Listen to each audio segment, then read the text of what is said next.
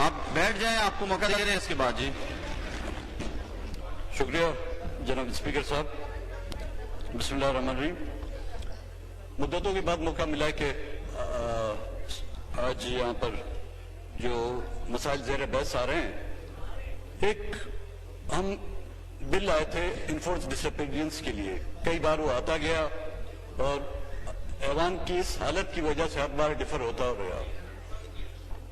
آج بھی شاید وہ ایجنڈے میں تھا, لیکن پتہ نہیں اب ہماری باری کب آئے گی. چلائیں گے جی, پورا ایجنڈا پورا کریں گے انشاءاللہ. جس طرح کہا جائے کہ پارلیمنٹ کا تقدس برقرار رکھنا چاہیے, کاش ہم میں یہ احساس پہلے دن ہوتا, کیونکہ روز اول سے جو خشت رکھی گئی ہے وہ ٹیڑھی رکھی گئی ہے. تو آپ یہ امید نہ رکھیں کہ یہ عمارت جو ہے کبھی بھی سیدھی ہو پائے گی.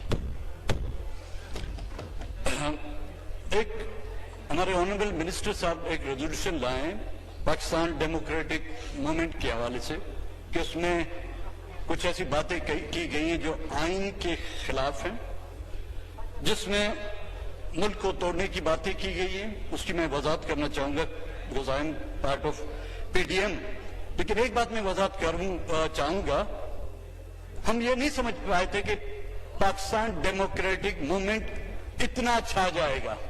آج واقعی اس ایوان کی کارروائی دیکھ کر واقعی چھا گیا. اس سے پہلے کہ میں اس طرف آؤں, ہمارے ایک آنریبل ممبر, میرے خیال میں ان کا تعلق ایم کیو ایم سے ہے.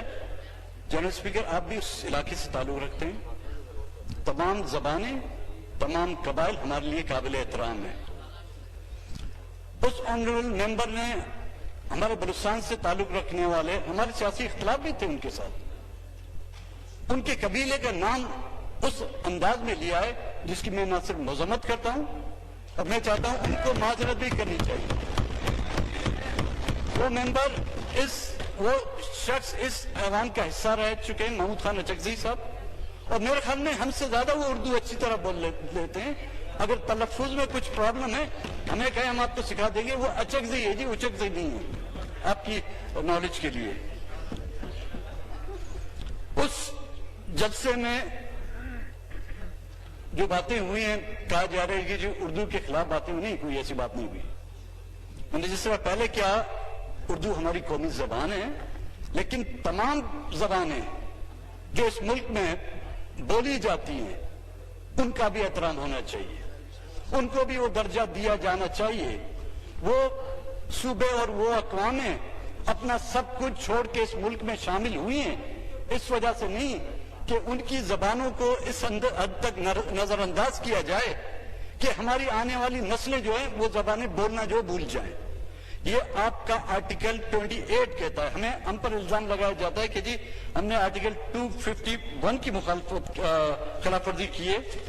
میں کوٹ کرتا ہوں جی, subject to article 251, any section of the citizen having a distinct language, strip of culture shall have the right to preserve and promote the same and subject to law, establish institution for that purpose. دوسری جو اہم بات کہا جا رہا ہے کہ جی وہاں پر آزاد بلوچستان کے نعرے لگائے گئے ہیں. کس نے لگائے؟ اچھا ہوا کسی بلوچ کوئی الزام نہ, ہمیں تو کب کیا پھانسی دی جاتی. اور وہ نعرہ کس پہ لگایا جا رہا ہے؟ شاہ احمد نورانی کے فرزند پر, جس کے آبا و اجداد نے اس ملک کو بنانے میں ان کا ایک بہت بڑا رول تھا. ہمیں آئین کی چھوٹی شکوں کی خلاف ورزی یاد آتی ہے, لیکن اس پورے آئین کو جب روندا جاتا ہے ہمارے وہ جذبات کہاں سوئے ہوئے ہوتے ہیں؟ کیا آرٹیکل 6 اس پورے آئین کا تحفظ کی ہمیں گارنٹی نہیں دیتا؟ آئیں مراد صحیح صاحب, ابھی آپ ایک ریزولوشن لائیں, میں آپ کو سپورٹ کرتا ہوں. جس کسی نے بھی آرٹیکل 6 کی خلاف ورزی کی ہے اس کو سر عام پھانسی دی جائے, چاہے وہ سویلین ہو, چاہے ملٹری ہو, چاہے جوڈیشری ہو. لائیں آرٹیکل, میں آپ کو سپورٹ کرتا ہوں. ان چھوٹی چھوٹی باتوں کو ہم یاد رکھتے ہیں, لیکن پورے آئین کی ہمارے لیے جو ہے کوئی عزت اور اہمیت نہیں. اور ایک بات میں آپ سے بتا, اچھا اس ہمارے ساتھی نے انیس نورانی صاحب نے اپنی وضاحت میں انٹرویو میں بھی کہا تھی سلپ آف ٹنگ ہو گیا تھا. اب جناب اسپیکر صاحب بھیا یہ کہہ دیں کہ جی اظہار رائے کی جو ہے یہاں پر کوئی گنجائش ہے نہیں. اسمبلیوں میں بولنے نہیں دیا جاتا, باہر بولنے نہیں دیا جاتا. اس طرح کی قرارداد لانے سے آپ یہ ثابت کرنا چاہتے ہیں کہ جلسوں جلوسوں میں کسی کو بات کرنے کی اجازت نہیں. تو اس پر وہ جو کہا جاتا ہے کہ جی یہاں پر ایک ماشاء اللہ لگا ہوا ہے, یہ باتیں تو ماشاء اللہ میں ہوتی ہیں نا جی, یہ کام ماشاء اللہ میں ہوتے ہیں. تو آپ کے اس قرارداد سے آپ ان لوگوں کی اس بات کو انڈورس کر رہے باتوں کو کہ حقیقتاً جہاں پہ کسی کو اظہار رائے کی اجازت نہیں ہو وہ صرف ماشاء اللہ دور میں ہی ہو سکتا ہے. آپ کی اپنی حکومت کے نمائندے اس بات کو انڈورس کر رہے ہیں کہ یہاں پر جو ہے ماشاء اللہ نافذ ہے, کوئی مانے یا نہ مانے. آزاد بلوچستان کے کتنے نعرے لگائے گئے ہیں جناب اسپیکر صاحب, چیئرمین صاحب, آزاد بلوچستان کی باتیں کون کر رہا ہے؟ میں ان لوگوں کے نام بھی لیتا ہوں, آپ کو شاید علم نہ ہو, باہر بیٹھے ہوئے ہیں. نواب خیر بشمری کے بیٹے ہیربیار میرج صاحب جو اس پارلیمنٹ کے حصے رہے ہیں. نواب اکبر خان بگٹی کے نواسے برہمدار بگٹی صاحب جو اس ملک کے گورنر بھی, صوبے کے گورنر رہے ہیں, فیڈرل منسٹر بھی رہے ہیں, وزیر اعلیٰ بھی رہے ہیں. ڈاکٹر اللہ نظر صاحب جو ایک ویل کوالیفائڈ ڈاکٹر تھے, اس کو وہاں تک پہنچا دیا گیا. جناب اسپیکر صاحب میں آپ کے سامنے وہ اسٹیٹمنٹ پیش کرتا ہوں آپ لوگوں کی نالج کے لیے. ہیربیار میری پر جب لندن میں یو کے کی عدالتوں میں کیس چل رہا تھا دہشت گردی بلوچستان کی آزادی کے لیے, اور ان کی لیے جو وٹنس ویڈیو لنک کے لیے جس نے ان پر گواہی دی تھی کہ یہ بے گناہ ہیں, وہ کون تھے آپ کو معلوم ہے جناب؟ موجودہ وزیر اعظم جناب عمران خان صاحب. اسٹیٹمنٹ میں کوٹ کرتا ہوں ان کا جی, I do the same as a terror suspect says Imran Khan. یہ ہے ان کا فرائیڈے جنوری 2009 میں. یہ آرٹیکل پاکستان کے کسی اخبار میں نہیں ہے جس کو ہم ایڈٹ کر سکیں.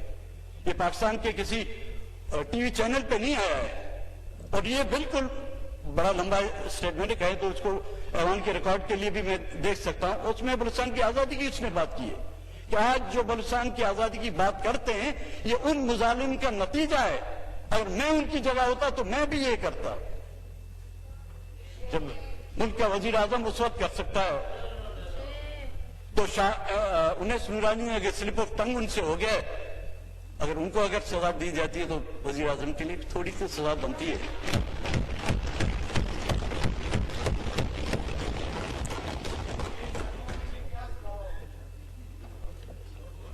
جزیروں کی جو بات ہوئی جناب چیئرمین صاحب, کہا جا رہا ہے جی ایک خط کے ذریعے سندھ گورنمنٹ, آگے لکھا ہوگا میرے علم میں نہیں ہے, کہ کیا ایک خط کے ذریعے سے ہم آئین کو تبدیل کر سکتے ہیں؟ جزائر ساحل یہ ان صوبوں کی ملکیت ہے, ان میں سے 1 انچ بھی, چاہے وہ بلوچستان کے جزائر ہوں چاہے سندھ کے جزائر ہوں, دور مارشاء اللہ میں نہ ان کو سرنڈر کیا گیا ہے اور نہ ہی جمہوری حکومتوں میں جو ان کو سرنڈر کیا جائے گا. یہ جزائر ہزاروں سال سے وہاں پر موجود, وہاں پر آباد ان ماہی گیروں کے ہیں. یہ جزائر ہزاروں سال سے اس مٹی سے محبت کرنے والے ان لوگوں کے ہیں, نہ کہ صرف جزائر کا قبضے کیے جا رہے ہیں. جناب اسپیکر صاحب, بلوچستان میں تو زرعی زمینیں لوگوں کی ڈی ایچ اے کے نام سے اور صوبائی حکومت کی توسط سے جو ہے حکومت کی تحویل میں دیے جا رہے ہیں. گوادر جس کو جو ہے کہتے ہیں کہ ترقی کے ہم چاند لگا دیں گے, وہاں پہ لوگوں کی زرعی زمینیں جو ہزاروں سال سے آباد تھی عمانی ریاست میں. عمان جب وہاں پر اس کی حکومت تھی, عمانی حکومت نے بھی ان زمینوں کو جو سرکاری ڈکلیئر نہیں کیا. لیکن جب پاکستان آیا اور سی پیک آیا, ہم تو سمجھتے تھے جی سی پیک ہمارے لیے بڑی ترقی رہے گا. ہمیں یہ پتہ نہیں تھا کہ سی پیک کے نام پہ جو ہے ہمیں بے گھر کر دیا جائے گا, ہمیں بے زمین کر دیا جائے گا. تو یہ وہ باتیں تھی جن کی میں نے وضاحت کی. آپ کا پھر میں ایک شکریہ ادا کروں. ہاں, یہ بات ضرور کہنا میں چاہوں گا. کہتا ہے کہ جی بانی پاکستان محمد علی جناح کی مذہب کی جو بے رحمتی ہوئی ہے, اگر کی گئی ہے, ہم نے ہمیشہ کہا ہے کہ جی غلط ہوا ہے. کیا ان 70 سالوں میں بابا قوم کے خوابوں کی بے رحمتی نہیں کی گئی؟ کیا ان 70 سالوں میں بانی پاکستان کے ان جو مستقبل کے خواب اس نے دیکھے تھے اس ملک کے لیے, کیا اس نے ماشاء اللہ کے خواب دیکھے تھے؟ کیا اس نے ڈی ایچ اے کے خواب دیکھے تھے؟ کیا اس نے یہاں پر یہ دیکھا تھا کہ یہاں پر لوگ جو ہے پاپا جونز کے پیزے کھائیں گے؟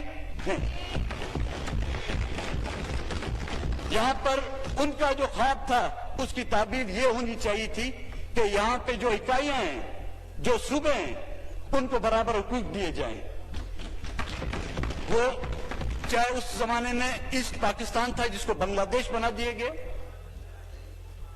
میرے خیال میں بانی پاکستان نے کبھی یہ خواب نہیں دیکھا تھا کہ بلوچستان میں 5واں ملٹری آپریشن کیا جائے گا.